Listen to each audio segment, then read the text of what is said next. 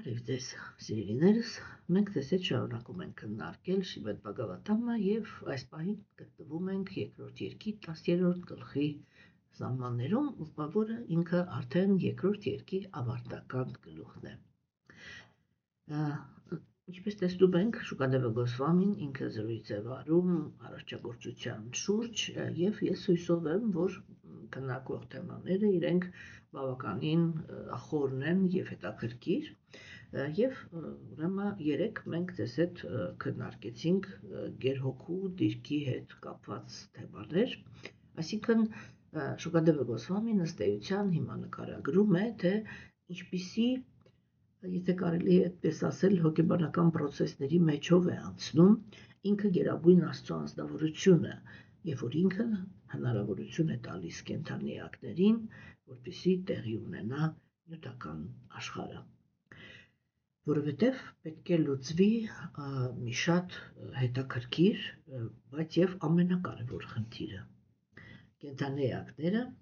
հավերժ, անբաժանելի մասնիկներն են Աստծո։ Եվ լինելով այդպիսինը, նրանք միշտ պետք է որ գիտակցեն, որ իրականությունը ինքը այդպեսինն է, բայց նրանք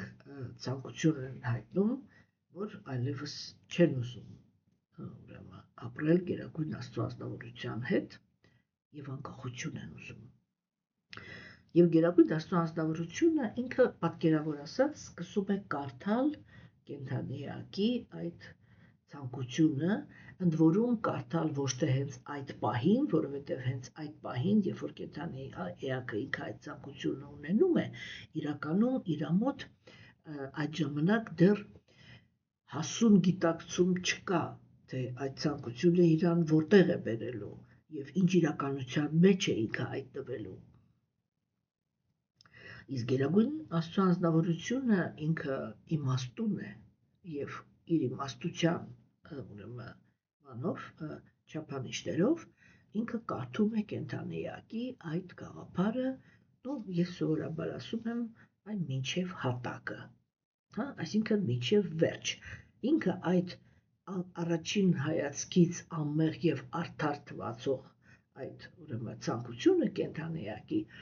ինքը այսպես մտովի տեսնում է մինչև վերջ, թե այդ ցանկությունը կենդանի էակին ուր է բերելու եւ ինչ իրավիճակի մեջ է կամ իրականության մեջ է հայտնվելու կենդանի էակը։ Եվ այսօր մենք ուրեմն քննարկում ենք երկրորդ երկի 10-րդ գլխի 10-րդ տեքստից սկսված։ Տիեզերքները միմյանցից բաժանելով Տիրոջ մահավիշն ու հսկայական տիեզերական կերպարանքը, որը ի հայտ է եկել պատճառական օվկիանոսից, առաջին Պուրուշա ավատարայի ի հայտ գալու վայրից, մտավ նրանցից յուրաքանչյուրի մեջ, ցանկանալով պառկել իր ստեղծած օվկիանոսի տրանսցենդենտալ ջրերի վրա։ Գերագույն անձնավորությունը անանցնական չէ, նա անշուշտ մարդ է, անհատականություն, այդքան էլ լավ չեն մնարել էլի թարգմանել, նա անշուշտ անհատականություն է, ուստի գերագույն Նարայի կողմից ստեղծված տրանսցենդենտալ ջրերը կոչվում են Նարա, իսկ նրան, ով պառկած է այդ ջրերի վրա, անվանում են Նարայանա։ Պետք է հստակ իմանալ, որ բոլոր նյութական բաղադրիչները, գործողությունները, ժամանակը, գունաները եւ դրանք վայելելու համար ստեղծված կենդանի էակները գոյություն ունեն միայն Տիրոջ ողորմածության շնորհիվ եւ հենց որ նա դադարում է հոգալ նրանց մասին, ամեն ինչ դառնում է գոյություն չունեցող։ Միստիկ քնի անկողնում պառկած Տերը մղված անձամբ իրանից կենդանի էակների բոլոր տեսակները դրսևորելու ցանկությամբ իր արտաքին էներգիայով ստեղծեց ոսկեգույն սերմի խորհրդանիշը։ Ուրեմն, սիրելիներս,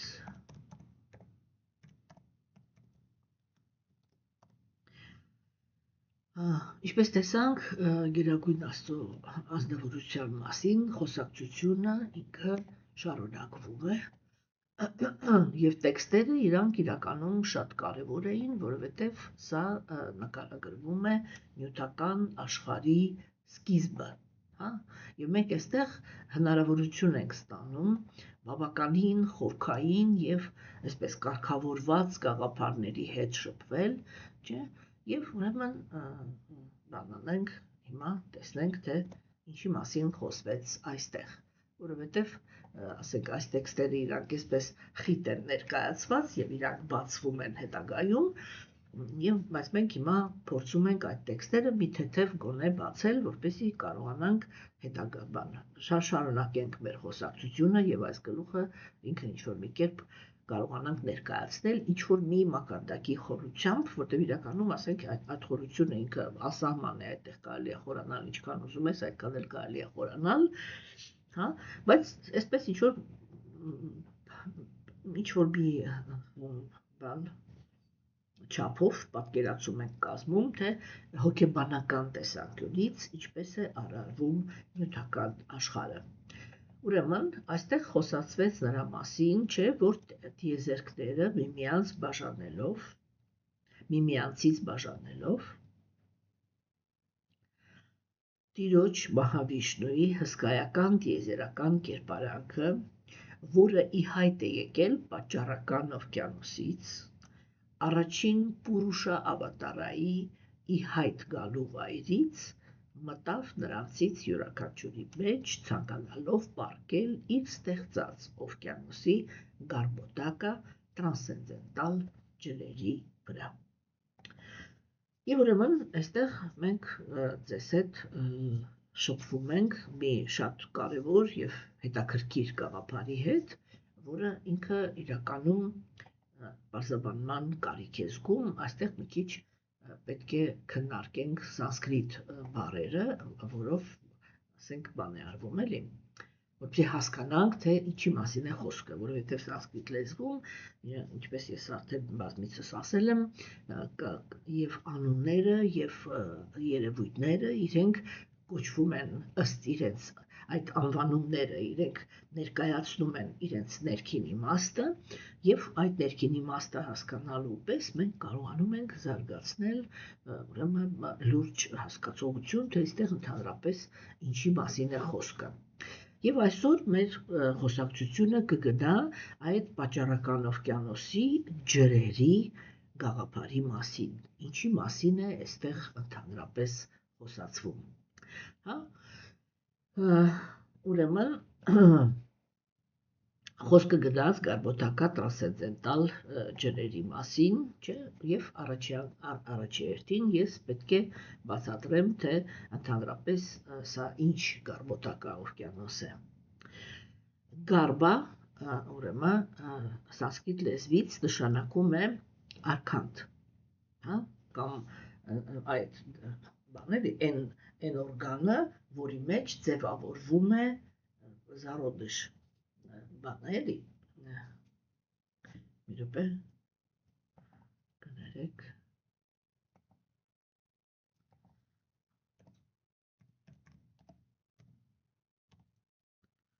որի մեջ ձևավորվում է սաղմը, հա, եւ ուրեմն այդ բանը, սաղմը, այդ գարբա նշանակում է արքանդ, նշանակում է այն որտեղ որ ձևավորվում է սաղմը կամ կյանքի սկիզբը, հա, սա կարող է նաև ընկալվել որպես ներքին տարածություն կամ ներքին պոտենցիալ, ուդագա նշանակում է ջուր, հա, եւ ուրեմն եթե մենք բառացի եք թարգմանում գարբոտակա խոսքը, ապա սա նշանակում է բանը արքանդի մեջ գտնվող ջրերը, հա, եւ մենք կարող ենք տեսնել, որ նյութական աշխարհում ամեն ինչը ինքը ծնվում է ջրի մեջ, չէ, հեղուկի մեջ, այսինքն արքանդի մեջ, երբ որ սաղմ է առաջանում, այդ սաղմը ինքը պարուրված է հեղուկով, չէ, այսինքն այստեղ խոսքը գնում է նրա մասին, թե Գերագույն Աստծո անձնավորությունը ինքը ինչպես է նախապատրաստել այդ արքանդի գաղափարը։ Հասկանում եք, չէ՞։ Ուրեմն եւ այն, ասենք, այդ գարբոդակայի ջրերի վրա պարկած արարիչը, չէ, ինքը կոչվում է գարբոդակաշայի Վիշնու։ Սա արարչի այն ֆորման է, որը ինքը պարկած է այդ տիեզերական արքանդի ջրերի վրա, հա, բայց ամեն մի տիեզերքի ներսում։ Եւ հենց իրա, երբ որ մենք կարդում էինք, որ Տեր Բրահման ինքը առաջանում է բանից պորտից, չէ՞։ Հենց այդ Վիշնուի արարչի այդ մարմնավորման մասին է խոսքը, հա, որը ինքը, այսինքն Վիշնուն ինքը պարկած է այդ բանի, այդ արքը բանի էլի, այդ ոնց էր խոսքը, այստեղ սաղմը, հա, այդ սաղմը ձևավորելու հեղուկների վրա է պարկած Տեր Վիշնուն, հա, եւ ուրեմն այդտեղ ձևավորվում է եւ այդ դա է, որ այդպես է սկսվում իրականում կյանքը, չէ՞, եւ հենց իրա պորտի մեջից էր, որ դուրս եկավ այն լոտոսը, որի վրա հայտնվեց Տեր Բրահման, չէ՞։ Ուրեմն եթե մենք խոսում ենք այդ խոսքի սիմվոլիկ իմաստի մասին, ապա մենք կարող ենք ասել այսպես, որ գարբա բառը ինքը նշում է պոտենցիալ, այսինքն այն բաների, ոնց որ աստվածային արքանդը, որից ծնվում է ամբողջ աշխարհը նյութականում, հա, իսկ ուդական որպես սիմվոլ ինքը այդ բանն է, էլի տարերքը, ջրի տարերքն է, որի մեջ հենց բան է, էլի թաքնված է այդ կյանքը տալու պոտենցիալ։ Եվ այսպես ուրեմն գարբոդակա խոսքը, երբ որ օգտագործվում է, դա արարչագործության ջրերն են, հա, այսինքն այդ կարելի է, հիշում եք, մենք դες այդ գլուխ անցանք, որտեղ քննարկում էինք, որ Գերագույն Աստծո անձնավորությունը ինքը ունի տիեզերական ֆորմա, որը իրականում ինքը չունի։ Դա այսպես սիմվոլիկ հավաքված ֆորմա էր, որպեսզի կենդանիակներ իրենք կարողանան ընկալեն նյութական աշխարհի կառուցվածքը կամ ասենք ոչ թե կառուցվածքը, այլ Գերագույն Աստծո անձնավորության ներկայությունը նյութական աշխարհում, չէ՞։ Եվ ուրեմն, եթե մենք արդեն սիմվոլիկայի տեսանկյունից ենք խոսում, կարող ենք ասել, որ գարբոդակա օվկիանոսը դա այդ արարչագործության ջրերն են, հա, կամ բանել այդ ներարքանդային հեղուկն է տիեզերական արքանդի, որից սկսվում է կյանքը։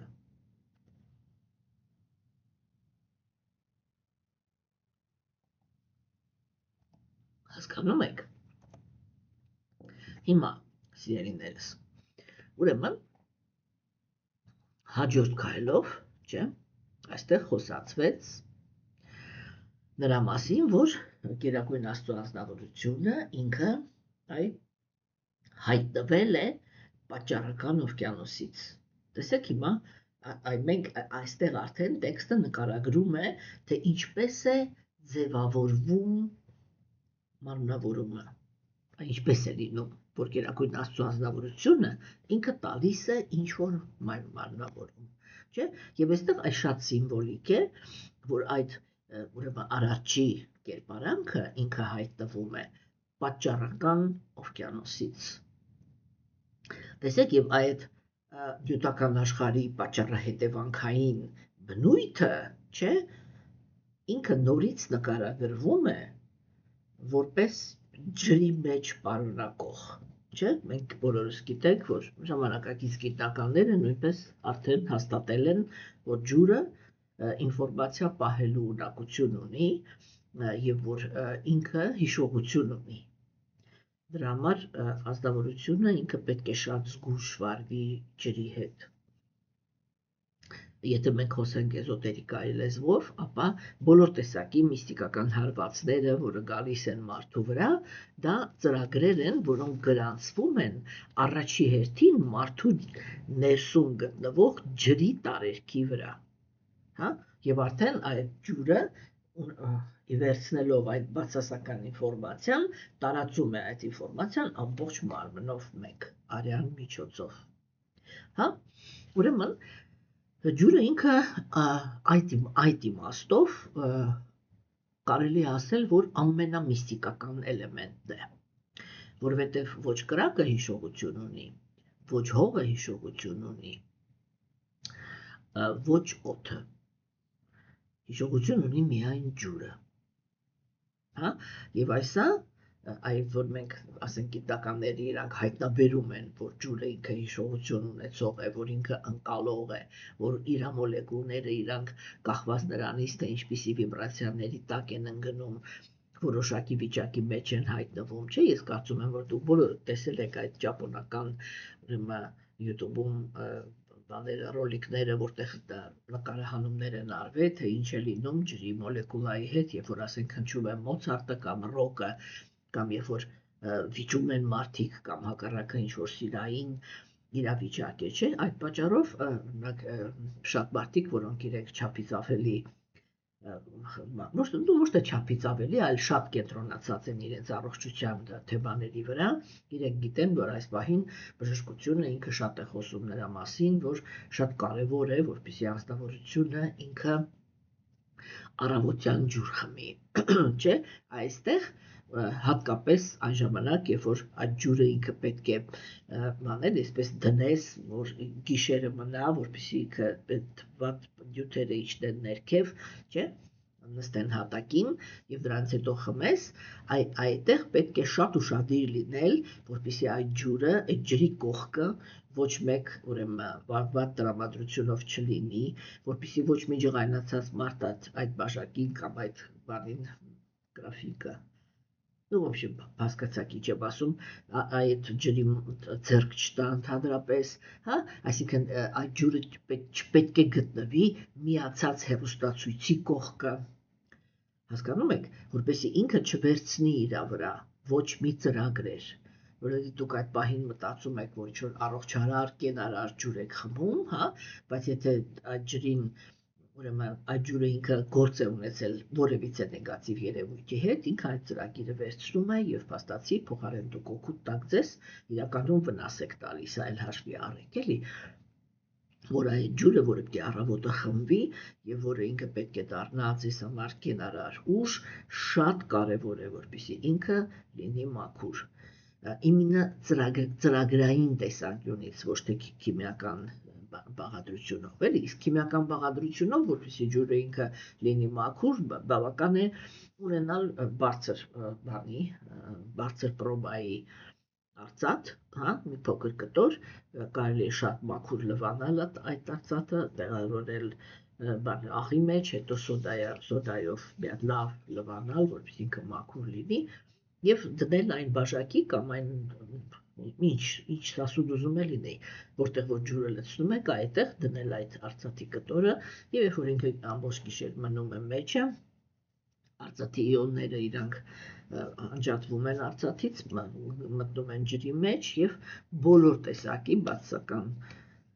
քիմիական միացումները, բակտերիաները եւ այլն իրանք իրակի վիճակի են նեյտրալիզացնել։ Այդպես կարելի է քիմիական իմաստով ջուրը մաքրել, իսկ այդ արդեն ծրագրային իմաստով ես արդեն ասեցի ինչի մասին է խոսքը։ Ուրեմն մենք տեսնում ենք, որ այստեղ տեսեք արիացիները իրենք շատ լավ տեղյակ էին, այն մնացած ամեն ինչը թողնենք, հա, շատ լավ տեղյակ էին, թե ընդհանրապես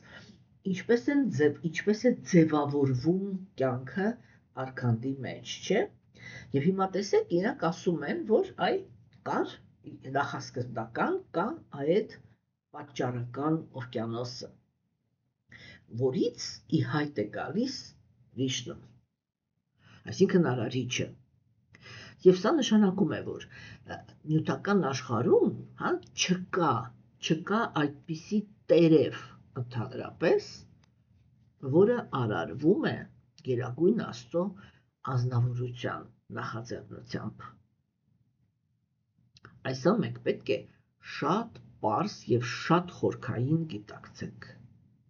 Հասկանում եք, որտեղ եթե մենք դա չենք գիտակցում, չէ՞, մենք իրականում բան ենք էլի, այսպես չենք կարողանում հասկանալ Գերագույն Աստծո անձնավորության դիրքը։ Երբ որ մենք սխալ ենք հասկանում, թե Գերագույն Աստծո անձնավորության ներկայությունը նյութական աշխարհում կամ ընդհանրապես իր ղեկավարությունը, երբ որ դե պարզ է, չէ, որ ասենք ինչքան էլ ուզում է ինքը կենդանիակների ցանկությունը կատարի, բոլոր process-ները ինքն է ղեկավարում, չէ։ Հիմա տեսեք, երբ որ մենք խոսում ենք դրա մասին, չէ, այստեղ ահռելի կարևորություն ունի, որպեսզի մենք ճիշտ հասկանանք Գերագույն Աստծո անձնավորության դիրքը, ինչու համար, որովհետև երբ որ մենք սխալ ենք հասկանում, նյութական աշխարհը ինքը ունի մի հատ շատ կարևոր բան։ Դա տառապանքն է։ Հասկանում եք։ Կենդանի էակը ինքը նախատեսված է երանության համար։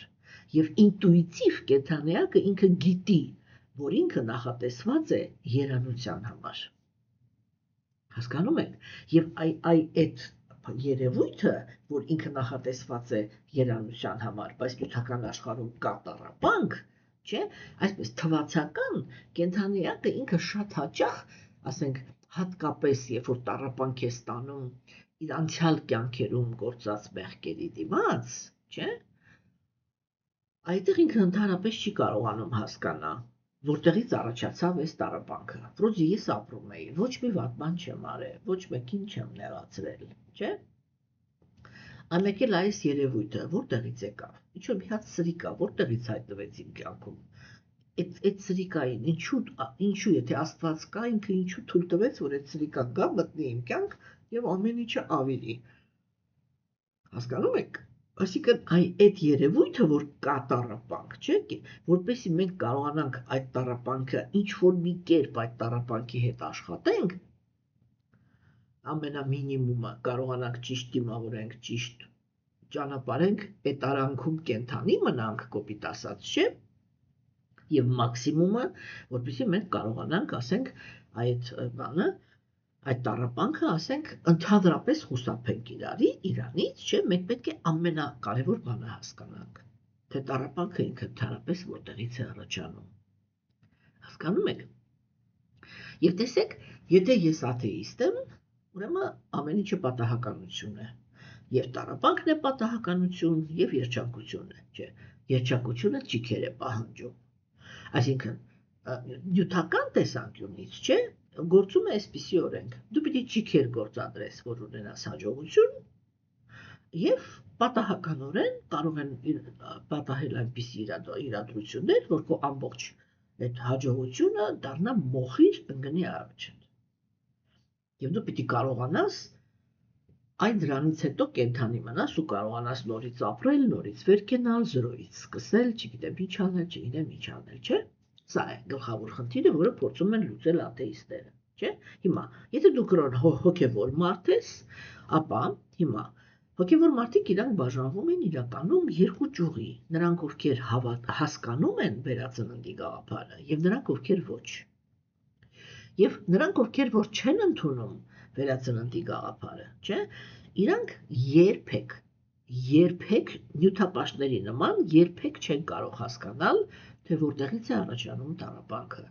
Եվ դրա համար իրանց մոտ միշտ հնչում է այդ իդեան, որ Աստծո գործերը անքննարկելի են։ Այսինքն, այ ոնց որ դու չես կարող բացատրել, թե բնությունը ինչի հանկարծ,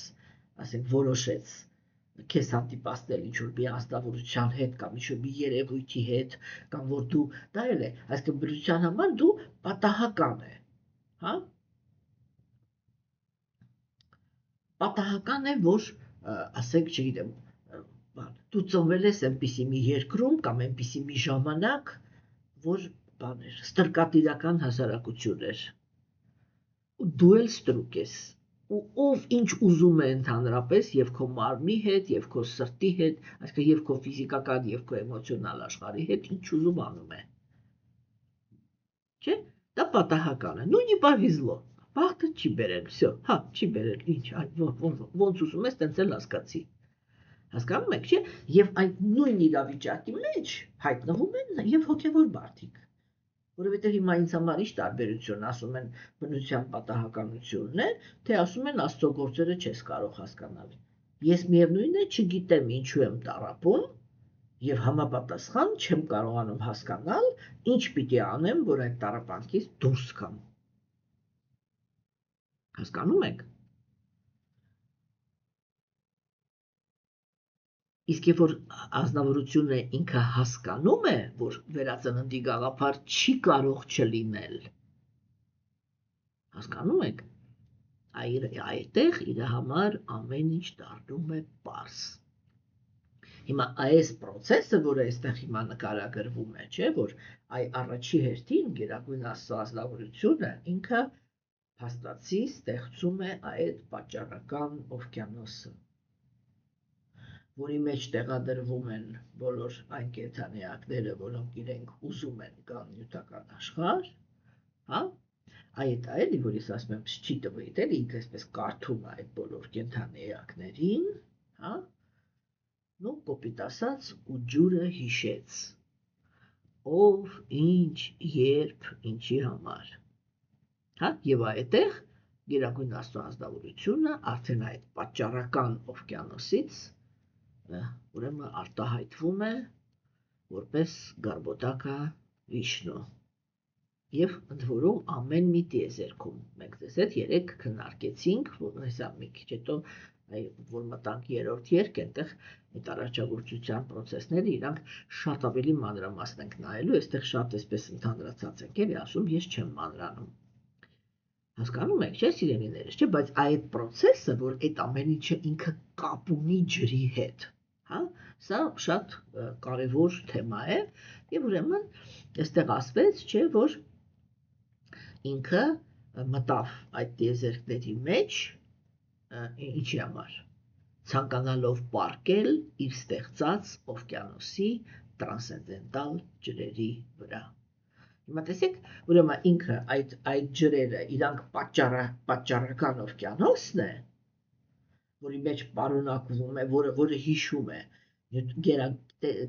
կենդանիակների նյութական գոյության պատճառները, հա, բայց տեքստը Շուկադեվը Գոսվամին ինքը ասում է այդ օվկիանոսը ինքը տրանսցենդենտալ է։ Ինչ է նշանակում սա։ Այսա էդ է նշանակում, որ այդ ամենակարևոր խնդիրը, որ նյութական աշխարհում կենդանիակները իրանք տառապանք են ստանում, չէ՞, այդ ամենակարևոր խնդիրը, երբ որ ասվում է, որ պատճառական օվկիանոսը ինքը տրանսցենդենտալ է, դա նշանակում է, որ գերագույն Աստծո անձնավորությունը ոչ կապվածություններով, ոչ ատելություններով, այդ ազատ է այդ երկու, այսպես չէ, երեք, ուրեմն ոչ կապվածություն ունի նյութական աշխարհ եկող կենդանիակների հանդեպ, ոչ ատելություն ունի նրանց հանդեպ եւ ոչ էլ բարիություն ունի նրանց նյութական մարմինների հանդեպ, հա, երեք գոյավիճակների վերաբերմունք։ Այսինքն ինքը չի արժևորում կենդանիակների նյութական մարմինը։ Ինչու համար, որովհետև այդ նյութական մարմինը իրականում իլյուզիա է։ Այսինքն դա կենդանիակի իրական մարմինը չի։ Դա ուղղակի մի մեխանիզմ է, որը գերագույն Աստծո անձնավորությունը ինքը ստեղծում է, որպեսզի կենդանիակը ինքը կարողանա իրականացնի իր այն բազովի այն ցանկությունները, որի իրականացման համար եկել է նյութական աշխարհ, չէ՞, որոնցից ամենագլխավորը դա նա է, որ ինքը ուզում է իմանալ, որ ինքը անկախ է։ Հասկանում եք, բայց այ որ մենք այդ անկախության մասին ենք խոսում, չէ՞, գիտեք, օրինակ մարդկային հասարակության մեջ դա այդքան չի երևում։ Բայց այ որ դուք նայեք կենդանական աշխարհում, չէ՞, այ դուք նկատել եք ընդհանրապես կենդանական աշխարհում կամ բնության մեջ, բուսական աշխարհում նույնպես, ամեն կենդանիակ ինքը ինչ անտեր է։ Հասկանում եք, իրականում տեսեք, այ մեր հասարակության մեջ էլ է այդպես, չէ՞, երիտասարդները, նու ես կարող եմ ասել, այ մեզանից առաջվա մեր ծնողների սերունդից սկսվել է այդ ճանապարհը, չէ, ասենք դեպի բաների ընտանիքից անկախություն տանելու ճանապարհը, չէ, որ ասենք մարդը ինքը, հա, գիտեք ինչպես էլի, որ մի կողմից ինքը այսպես է, որ այո, իհարկե, ոչ մեկ դա չի կարող շղթել, որ բանում աստվածամերժության դարաշրջանում, երբ որ կենդանիակները իրենք որակավորում չունեն երջանկություն բերող հարաբերություններ կառուցել, չէ, դա ինչ որ իմաստով բան է, ելք է, որ կենդանիակը ինքը իրավունք ունենա հարաբերություններ խզելու։ Բայց բնության տեսանկյունից, չէ, ծնողը այն ինչ որ կոչվում է ծնող, դա կենդանիակին նյութական աշխարհում պաշտպանող անձնավորությունն է, եթե դա նորմալ ծնող է, չէ, հիմա տեսեք, երբ որ փորձ են կատարում երեխային իրավունք տան, որպեսզի ինքը դուրս գա աննորմալ ծնողի հովանավորության տակից, չէ, եւ իրան օգնելու համար բոլորին են դաստիարակում այդ ճանապարհով, որ եղիր անկախ, նրանք ովքեր նորմալ ծնողներ ունեն, չէ, իրանք չեն էլ կարողանում հասկանան, որ երբ որ իրանք անտեղի տեղը ձգտում են անկախության, գիտեք, ես միշտ դա մի նախադասությունով եմ ասում, երբ որ կենդանիակը ինքը հերքում է ավագի հոգատարությունը, լինի դա մարդը, լինի դա կենդանիակը, Աստծո հանդեպ եւ այլն, չէ, ամենապատալոգը դա է, կենդանիակը շղթում է Աստծո հոգատարությունը, չէ, ինչի համար, որ ազատություն ձեռք բերի, ու ես միշտ ասում եմ, ոչ մեկ չի ուզում նկատի, որ ազատության հետ ինքը ձեռք է բերում նաեւ անտերություն։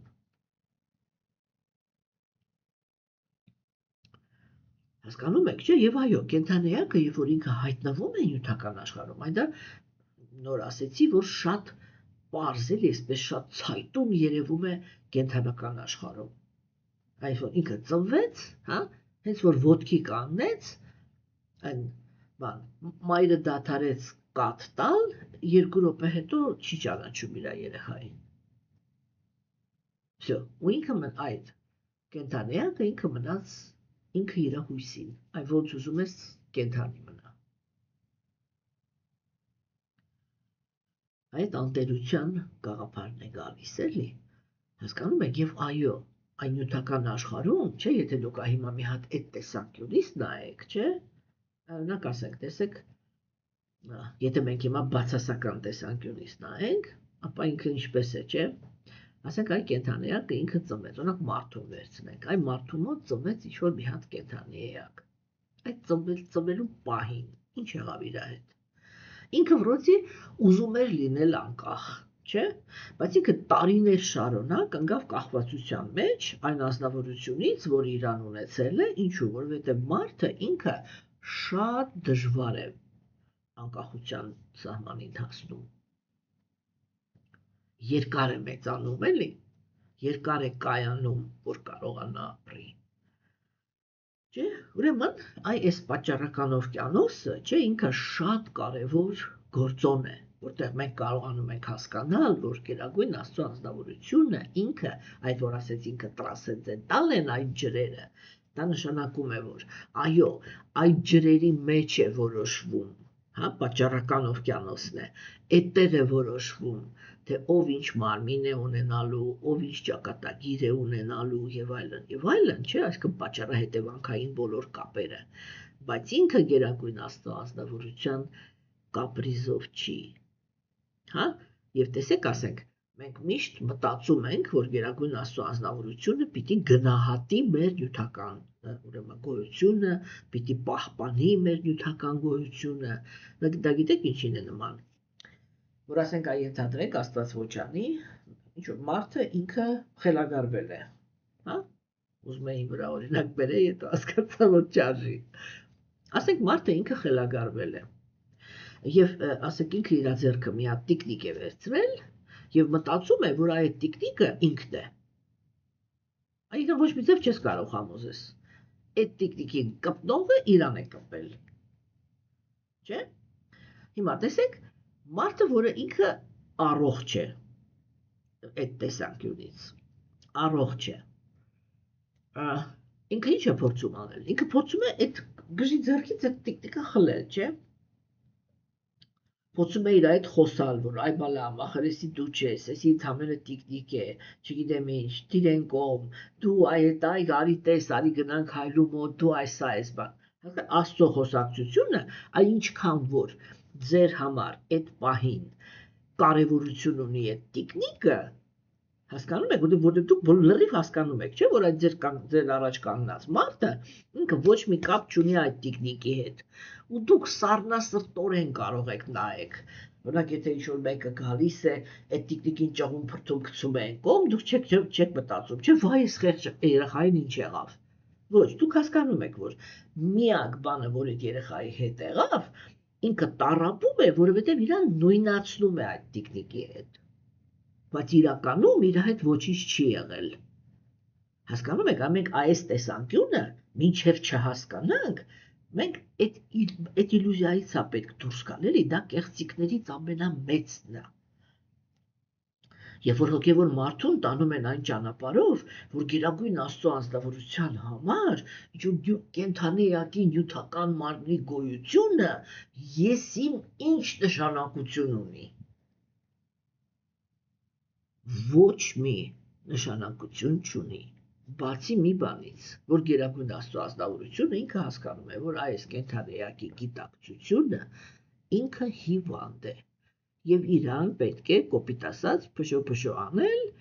այնքան ժամանակ, մինչև ինքը կբուժվի։ Այդ բուժվելու process-ը կոչվում է հոգևոր կյանք։ Եթե մենք պատկերավոր խոսանք, նյութական աշխարհը դա հոգևոր աշխարհի գժանոցն է, հասկանում եք։ Եվ չեք կներեք, ուրեմն նյութական աշխարհը դա այդ գժանոցն է, իսկ հոգևոր կյանքը դա այն հիվանդանոցն է, որի մեջ գժերին բուժում են եւ վերադարձնում իրենց կյանք, որպեսզի իրենք հիշեն իրանք ընդհանրապես ով են։ Եթե մենք տեխնիկապես ենք խոսում, թե ինչի մասին է խոսքը, դրա համար այո, եթե դուք զգում եք, ես այո, ձեր գիտակցության մեջ հիմա նոր կոնցեպցիա եմ մտցնում։ Այդ դա է, որ մենք պիտի դուրս գանք այդ սահմաններից, որտեղ Բhagavad-ը ինքը մեզ դուրս է բերում այդ սահմաններից, որ դա իլյուզիա է, երբ որ դուք մտածում եք, որ գերագույն Աստծո անձնավորության համար մեր նյութական գոյությունը ընդհանրապես ինչ-որ մի հատ արժեք է ներկայացնում։ Հասկանում եք, որովհետև ասում եմ, այս ամեն ինչը ինչ-որ կատարվում է, դա ընդհանրապես մենք նույնացնում ենք մեզ ինչ-որ իրականության հետ։ Ես միշտ ասում եմ, որ եթե ուզում եք մեխանիզմը հասկանաք, դա բանն է, Ավատար ֆիլմը, որպեսզի հասկացվի, էլի ամեն անգամ ասում եմ, թե այդ գաղափարը որտեղից է վերցվել։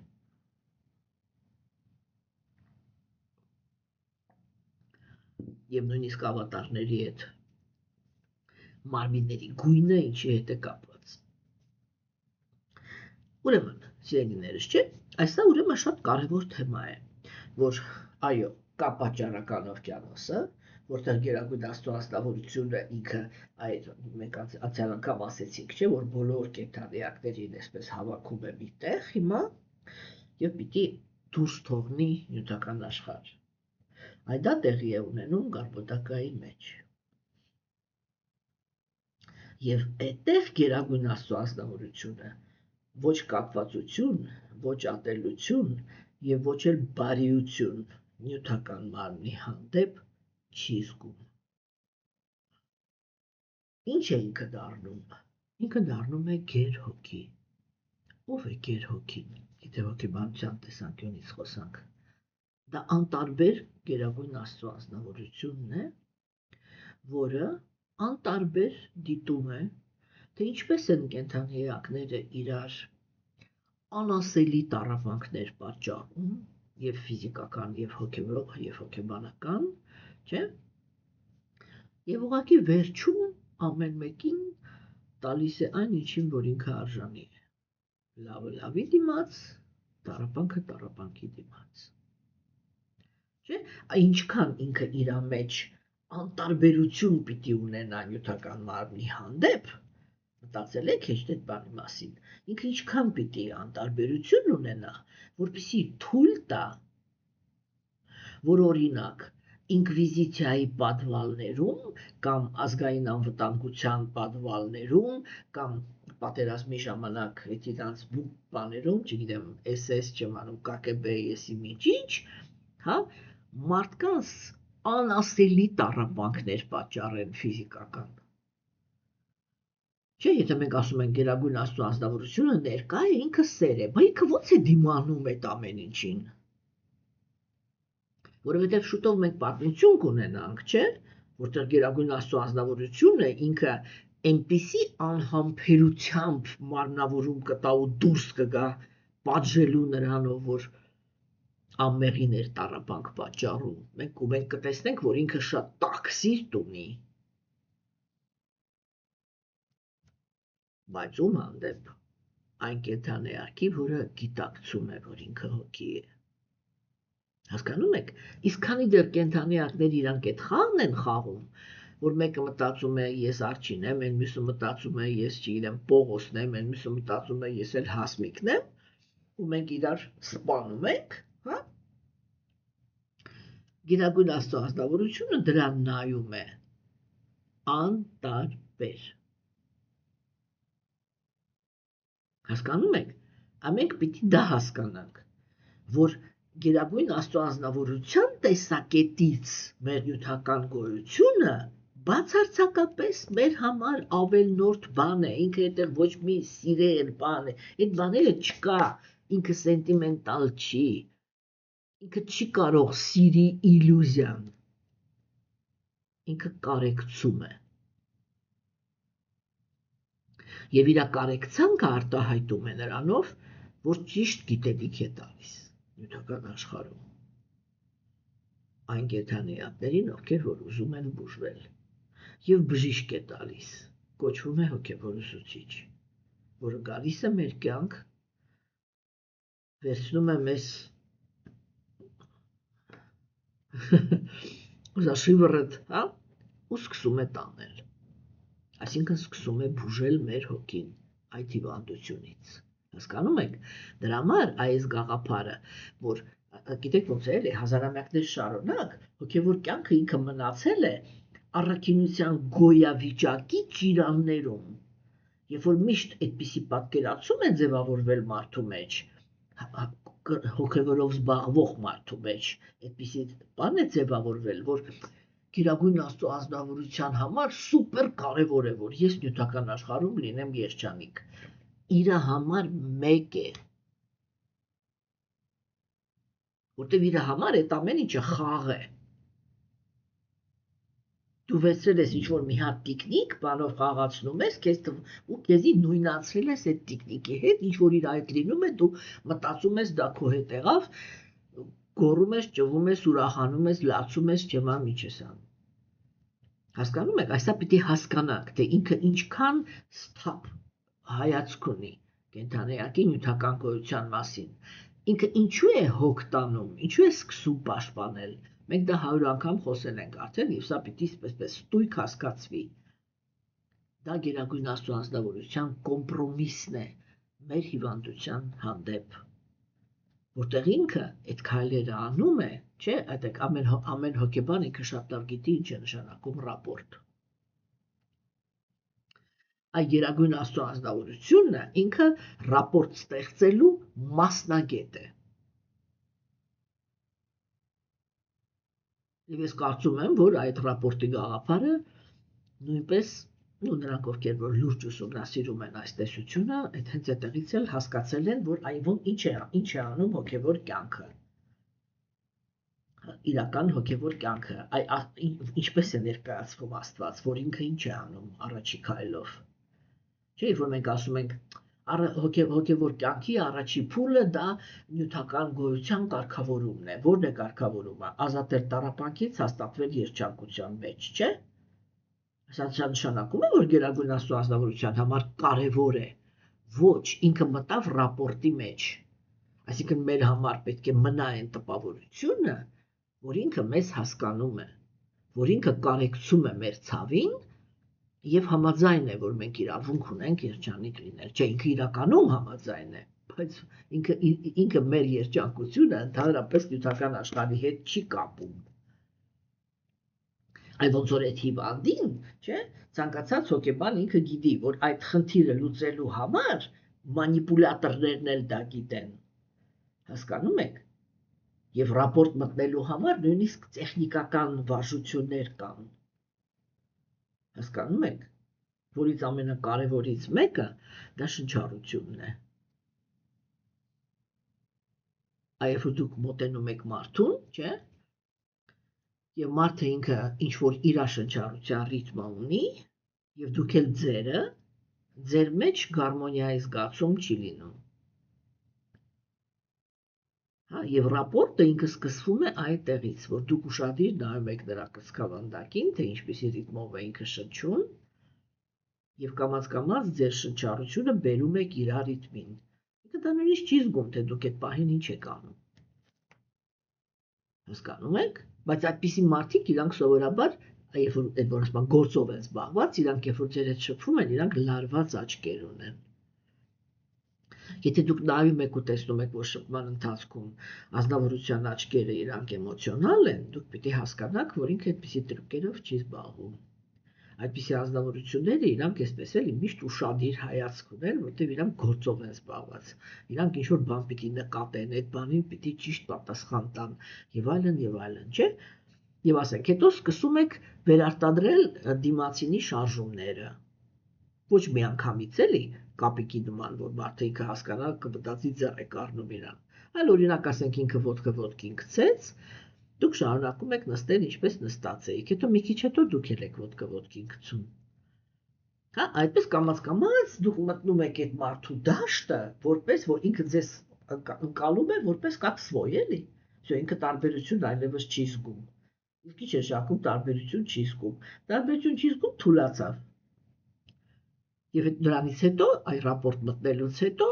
մասնագետը ինքը սկսում է մանիպուլյացիաներ անել, ну, называется неформальный гипноз։ Երբ որ ինքը սկսում է ձեզ ինչ որ իր համար բան էլի, պետքական ներշնչումներ անել։ Հասկանում եք, սիրելիներս, չէ՞։ Ուրեմն այսա ինքը իրականում շատ կարևոր բաներ են։ Եվ հիմա գերագույն աստվածավորությունը, չէ՞, ասենք էլի, ինքը այդ տեխնիկաները իրանից են սկսվել։ Ինքը առաջի հերթին դա է անում, որ ինձ համար նույնպես կարևոր է։ Որովհետեւ ինչի համար, որտեւ ինքը հասկանում է, որ այս կենթանի էակը ինքը հիմա, այսպես էլի, լիարժեք կենտրոնացած է այն երևույթի հետ, որի մեջ ինքը գտնվում է, չէ՞։ Եվ իր համար, այո, ինքը այս տիկնիկն է։ Ուրեմն, այ որ ինքը թուլանա, որ ինքը հիստերիկայի մեջ չընկնի, որ ինքը չդիմադրի նրան, որ ես իրան սկսեմ բուժել, ինքը սկզբում ես պիտի ցույց տամ, որ ես լրիվ համամիտ եմ, որ ինքը այդ տիկնիկն է եւ վայ, ամոթ նրան, ով որ այդ տիկնիկին կպավ։ Եթե մենք այսպես իմաստից ենք խոսում, հասկանում եք, եւ դրա համար, երբ որ հնչում է այս տրանսցենդենտալ բառը, որը հիմա արդեն այնքան պատե են օգտագործում, որ ես սովորաբար հանգիստ մարդ եմ էլի, բայց երկու կետ կա, որը ինձ նյութական աշխարհում ջղայնացնում է։ Դա այն է, թե հիմա մարդիկ ինչպես են օգտագործում տրանսցենդենտալ բառը, եւ մյուսը դա այն է, թե իրանք ինչ են մտածում սամադհիի մասին։ Եվ ինչպես են իրանց թույլ տալիս 3 վայրկյանանոց ինչ-որ երևույթները հայտարարել սամադհի։ Այ ես իսկականից ջղայնանում եմ, որ ասենք սովորաբար նրանք ովքեր ինձ ճանաչում են, իրանք գիտեն, որ ինձ ջղայնացնելը մի քիչ բարդ է։ Թեկուզ կան 2 մարդ կա այս աշխարհում, որ շատ արագ կարողանում են ինձ ջղայնացնել հարաբերությունների մեջ։ Բայց ուզում եմ ասեմ, հասկանում եք, այս տրանսցենդենտալ բառի իմաստը, չէ՞, մենք կամաց պիտի այս գաղափարը դնենք իր տեղը, հասկանում եք։ Եվ տրանսցենդենտալ վիճակը դա է։ Չկան կապվածություններ, չկան ատելություններ եւ չկա բարիություն նյութական մարմնի հանդեպ։ այլ կա գրագետ վերաբերմունք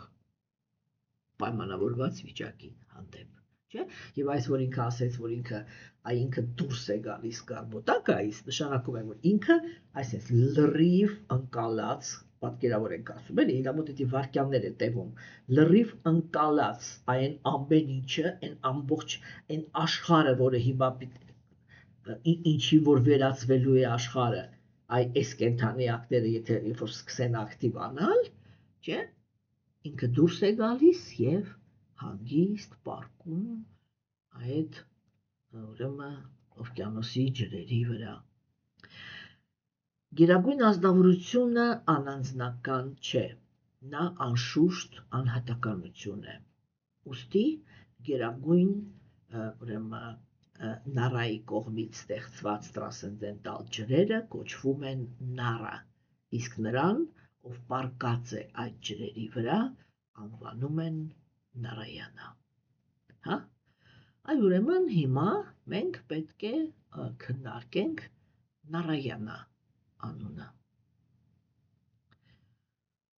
որպեսզի հասկանանք, թե այստեղ ուրեմն ինչի մասին է խոսքը։ Տեսեք, նարա բառը, հա, ինքը նարա բառը, ինքը նշանակում է մարդ։ Նարա նշանակում է մարդ, կենդանի էակ կամ հոգին մարմնի մեջ, հա, բայց ասենք, եթե մենք իրան օգտագործենք այսպես էլի ավելի լայն իմաստով, ապա մենք կարող ենք ասել, որ դա բոլոր կենդանի էակներն են, որոնք իրանք արդեն այն ենթարկված են բանի ծնունդի եւ մահվան օրինաչափություններին։ Երբ որ մենք դիտարկում ենք նարա բառը փիլիսոփայական կամ այդ տիեզերական իմաստի կոնտեքստով, չէ, ապա ուրեմն կարող ենք այսպես ասել, որ նավանքը ինքը մատնացույց է անում ջուրը, հա, իսկ ռա մատնացույց է անում շարժումը, հա, այսինքն պատոկ, ոնց այրեն հոսք, հա։ Ուրեմն, եւ այստեղ արդեն կարողանում ենք հասկանալ, որ նարա դա ուրեմն դա համել այն ջուրն է, այսինքն այն տարերքն է, հա, որից ամեն ինչ սկսվել է։ Այսինքն դա կենդանի էակի գոյության նախասկզբնական տարերքն է,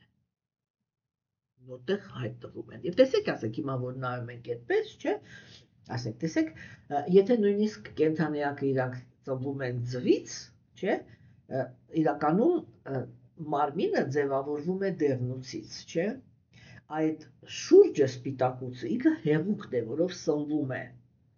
կենդանիակը, եւ ձևավորվում է նրա մարմինը, չէ, այսինքն բոլոր դեպքերում ինքը արքանդի մեջ է, թե ձվի մեջ, ինքը միևնույն է հեղուկի մեջ է մեծանում, հասկանում եք, և դա արիացիներ իրենք դա շատ լավ հասկանում էին, որ ինքը հեղուկն է նախասկզբնական այն նյութը, որում ձևավորվում է կյանքը, հա, ինչու են հիմա ջրերը, եթե նարադա, ասենք, նշանակում է մարդ կամ կենդանի էակ, ինչու են այդ ջրերը իրանք կոչվում նարա, չէ, կան սուրբ գրվածքներ, ասենք, մասնավորապես Մահաբհարատան, ինքը այսպիսի տեքստ ունի, որը հնչում է այսպես, որ նարա դա այն ջրերն են, որը իրենք ստեղծվել են Գերագույն Աստծո ազնվորության կողմից, հա, ինչու համար, եւ իրանք կոչվում են նարա, որովհետեւ ուրեմն այդպիսին է բանը Աստծո անունը նարայանա, այսինքն նա ով պարկած է ջրերի վրա, հասկանում եք, եւ այստեղ մենք ուրեմն տեսնում ենք, որ Բhagavatam-ը կամ ընդհանրապես արիացիների գաղափարախոսությունը ինքը այդ գաղափարն է առաջ քաշում, չէ, որ ջուրը դա ուղղակի տարերք չի, այլ ինքն է այն սրիդա բիտանիա, այն միջավայրը, հա, որտեղ կենդանի էակները իրանք գոյություն են ունենում, մինչև որ իրանց մարմինը կամ ֆորման ձևավորվում է։ Հասկանում եք։ Եվ սա այդ դա է էլի, որ հիմա օրինակ մենք կարող ենք ասել, որ երբ որ խոսքը գնում է կարբոտակայի այդ պատճառային օվկիանոսի մասին, չէ, դա կարելի է այսպես ներկայացնել, որ ինքը ոնց որ լինի բանը տիեզերական արքանդը, այն մայրական արքանդը, որից ծնվում են ոչ թե պրոստը կենդանի էակ, այլ ծնվում են աշխարհները, հա։ Ուրեմն այս տեսանկյունից, երբ որ նայում ենք,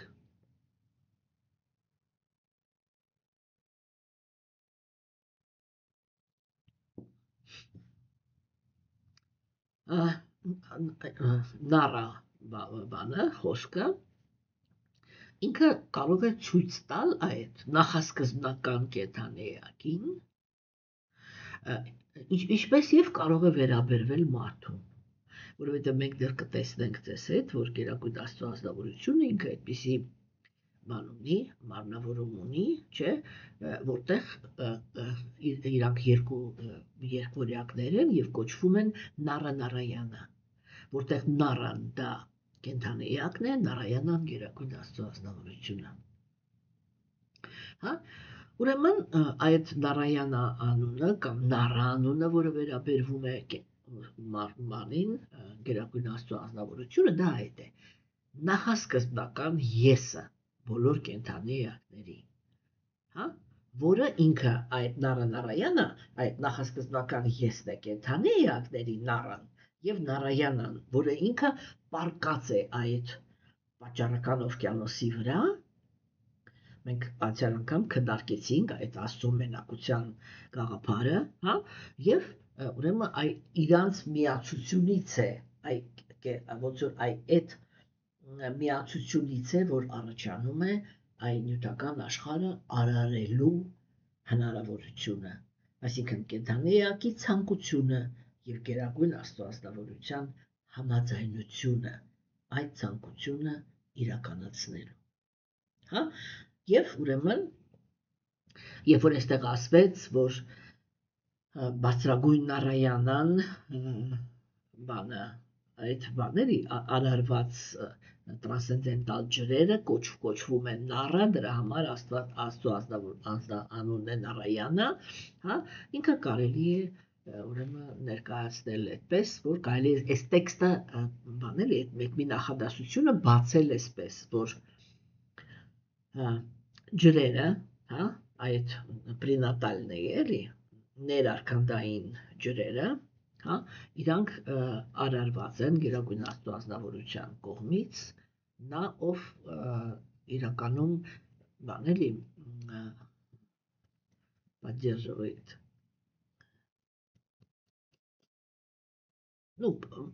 պաշտպանում է կենդանի էակներին եւ աջակցում է իրանց եւ դրա համար ուրեմն իրանց կոչում են Նառա, որպես այդ էլի նախասկզբնական ֆորման, որտեղից եւ արարվում են նյութական աշխարհում ապրող բոլոր կենդանի էակները։ Ինչպես տեսնում ենք, այստեղ այդ առաջի հայացքից ուղղակի բաներ պարունակող իր մեջ տեքստերը, իրանք բավականին խորիմաստ են, նորից եմ կրկնում, որ ավելի խորը մենք դրանք կանդրադառնանք երրորդ երգի մեջ։ Ուրեմն հաջորդ տեքստը ինքը ասում էր, պետք է հստակ իմանալ, որ բոլոր նյութական բաղադրիչները, գործողությունները, ժամանակը, գունանները եւ դրանք վայելելու համար ստեղծված կենդանի էակները գոյություն ունեն միայն Տիրոջ ողորմածության շնորհիվ, եւ հենց որ նա դադարում է հոգալ նրանց մասին, ամեն ինչ դառնում է գոյություն չունեցող։ Հա, տեսեք, ուրեմն այստեղ այդ պարզ գաղափարն է։ Հասկանում եք, որ ասենք նայեք, եթե մենք մի հատ ուշադրություն դարձնենք, չէ՞։ Օրինակ մենք, եթե մենք լուրջ մտածենք, մենք կարող ենք հասկանալ, որ մենք իրականում նյութական աշխարհում ոչ մի հարցում հիմք չունենք։ Երևի թուրքական խոսք եմ ասելու, բայց ինքը շատ այսպես բան է, էլի։ ոչ մի հիմք չունենք լինել արխային։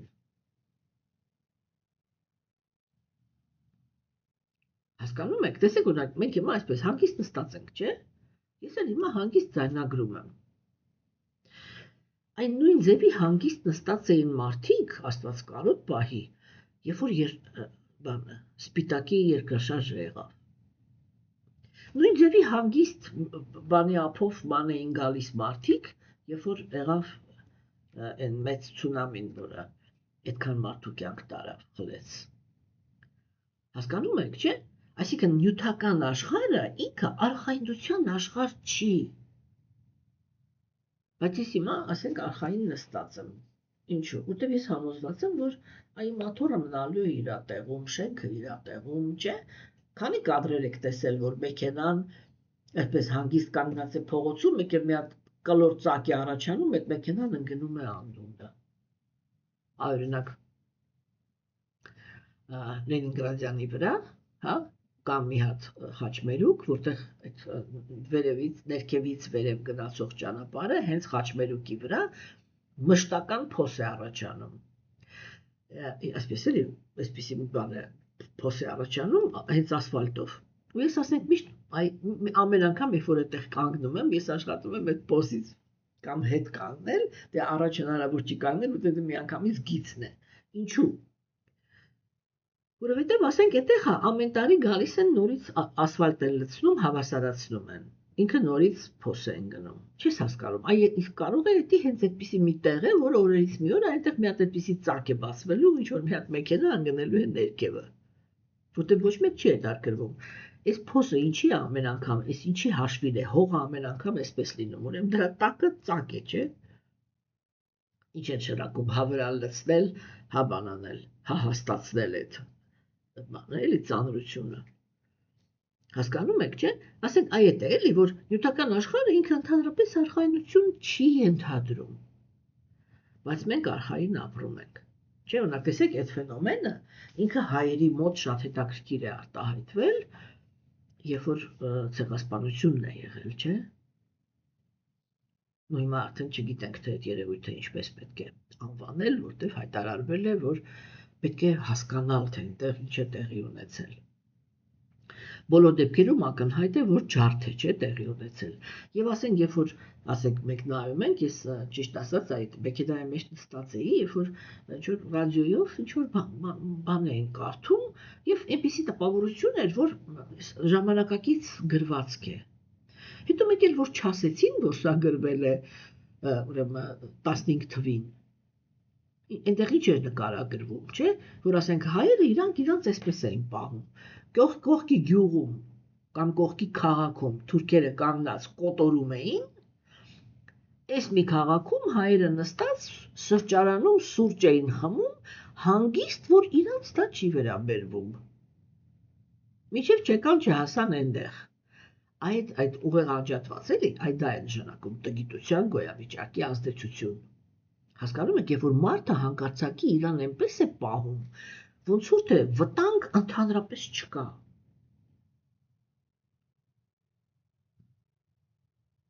Մենք ենք, չէ, հիմա մեզ այդպես պահում։ Մենք փաստացի տարածք ենք, որովհետև ընդունված սահմաններ չունենք, որ պետություն համարվենք։ Բայց մենք այնպեսի արխայնությամբ ենք ապրում, ոնց որ ամեն ինչը նորմալ է, ինչ է եղել որ։ Կյանքը իր հունով գնում է։ Հասկանում եք, չէ՞։ Այս սա է նշանակում, որ կենթանյակը ինքը ոնց որ բաներ է, ոնց որ բան չի էլի։ Միացած չի էլի իրականությանը։ Հասկանում եք, եւ այո, դա տգիտության գոյավիճակի բանն է, չէ՞։ Եվ հիմա ուրեմն այստեղ մենք պետք է հստակ հասկանանք, որ այն արխայնությունը, որը մենք ինչ-որ թեմաներում ունենք,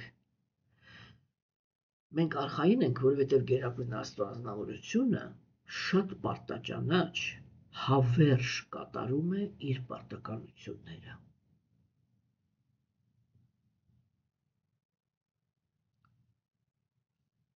Ինքն է ստեղծում այն մեխանիզմը, որ հնարավոր լինի կյանքը, չէ՞։ ինքն է ստեղծում այն մեխանիզմները, որով օրինակ արարվում է օդը, ինքն է ստեղծել արևը, այսինքն տարերքները, չէ՞, որպեսզի այդ տարերքները իրանք ճիշտ աշխատեն, լինի ճիշտ բան, ասեք, փոխազդեցություն, հա, որպեսզի կենդանիակները իրենք կարողանան աշխատել։ Տեսեք, ասեք, երբ որ մեր մարմինը ինքը աշխատում է, չէ՞, ով է աշխատացնում մեր մարմինը։ Ինչ մենք։ Չէ, մենք անում ենք մի բան, Գերագույն Աստվածությունը ասել է հացկեր,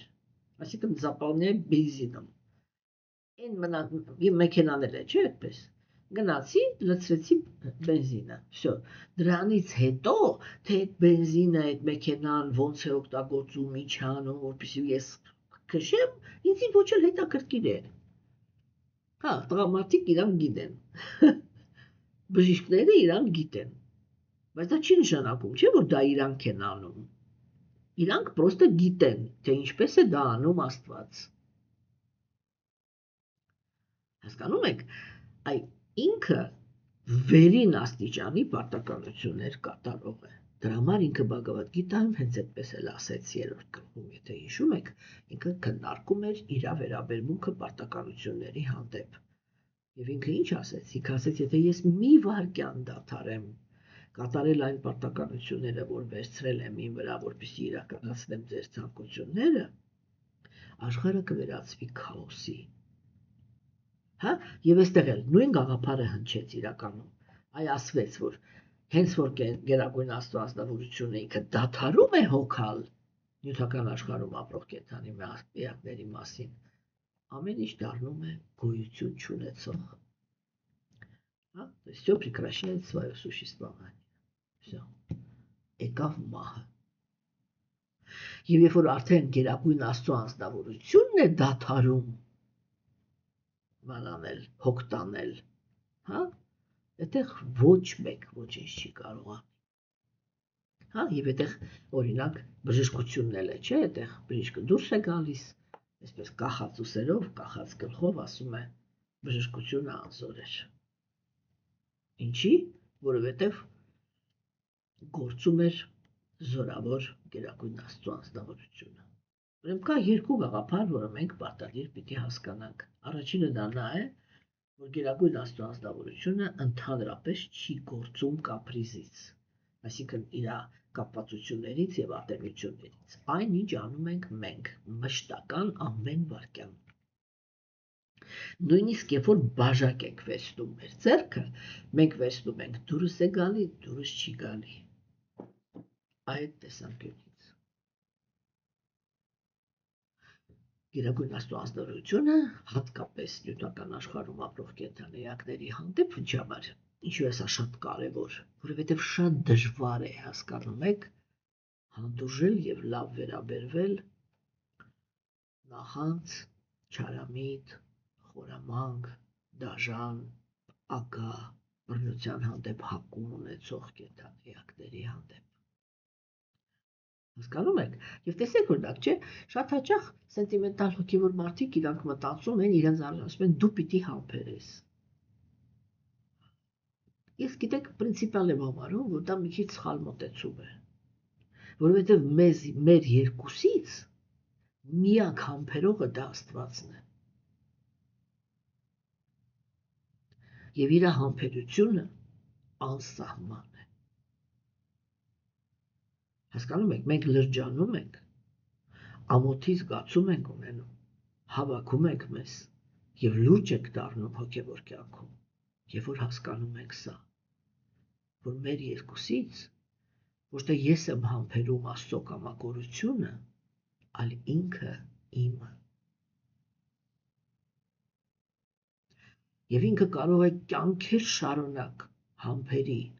իմ կամակոր պահվածքը եւ կյանքեր շարունակ համբերատար տանի ինձ դեպի ճշմարտություն։ Կարծում եմ, որ մեր ժամանակներում այդ նույն սկզբունքով է ստեղծված արհեստական բանականություն, որը ինքը փաստացի ոնց որ ունի այն նույն նույն դրվածքը, ինչ դրվածք, որ ունի Գերագույն Աստծո անձնավորությունը, ինքը նախանձ չի, ինքը համբերատար է, ուղղակի ինքը անձնավորություն չի, դրա համար ինքը ոչ թե համբերատար է, այլ մեխանիզմն է այդպես աշխատում, իսկ Գերագույն Աստծո անձնավորությունը ինքը անձնավորություն է, հա, այսինքն ինքը ազդվում է կենդանեակի նյութական աշխարհում պահվածքից, բայց համբերատար է, և իրական համբերատարը Աստված է, իսկ երբ որ հնչում է գաղափար, որ Աստծո գործերը անքննարկելի են, և դու մշտապես գտնվում ես այդ իրականության մեջ, որ մի կողմից քո համար ակնհայտ է, որ տառապանք է եկել, մյուս կողմից դու չես հասկանում, թե այդ տառապանքը որտեղից է առաջացել, եւ այդտեղ ուզում ես հասկացի, ուզում ես մի հասկացի, ուզում ես գիտակցաբար, թե անգիտակցաբար, քո մոտ բացասական վիճակ է առաջանում Աստծո հանդեպ, այո, այնտեղ վերջնականում դու ես այդպես քեզ զգում, որ դու պիտի համբերես Աստծո որոշումները, որտեղ չես հասկանում, թե ինքը ինչի համար է այդ ամեն ինչը տալիս քեզ։ Փորձությունների գաղափարը դա ամենադաժան գաղափարն է Աստծո հանդեպ, երբ որ այ կարելի է այդպես ներկայացնել Աստծուն, որ ինքը այնքան վապերվղ տգետ է, որ չի կարողանում հասկանա, թե կենդանեակը ինքը անկեղծ է, թե ոչ, եւ պիտի փորձությունների ենթարկի իրան, որպեսզի կարողանա հասկանա, հա? Եվ մյուսը դա նա է, որ հոգևոր կյանքում կանգնած կենդանեակին փոխարեն աջակցի, ինքը փորձություններ է տալի, այսինքն ավելի է դժվարացնում իր կյանքը։ Եվ այդ ժամանակ այո, իհարկե կենդանեակի մոտ կարող է առաջանալ այդ պարզ հարցը, ինչի՞ս է պետք այս հոգևոր կյանքը։ Եթե ես կամ նույն ձևի պիտի տառապեմ, ինչպես տառապում էի նյութական աշխարհում, հա, կամ էլ հլը մի բան էլ բաները, իմ տառապանքները պիտի ավելանան, որտեղ ինձ պիտի փորձեն, ես անկեղծ եմ այդ ճանապարհի վրա, թե չէ։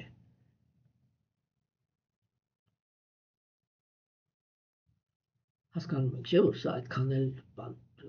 չի, էլի Աստծուն հարիր գաղափարներ չեն։ Իրականում դա Գերագույն Աստծո անձնավորությունն է, անսահման համբերատար։ Եվ ես շատ կուզեի, որ նրանք, ովքեր որ ունկնդրում են ինձ, նկատեին այս հանգամանքը։ Եվ այսօր այսքանը, սիրելիներս, ստեսություն ձեզ։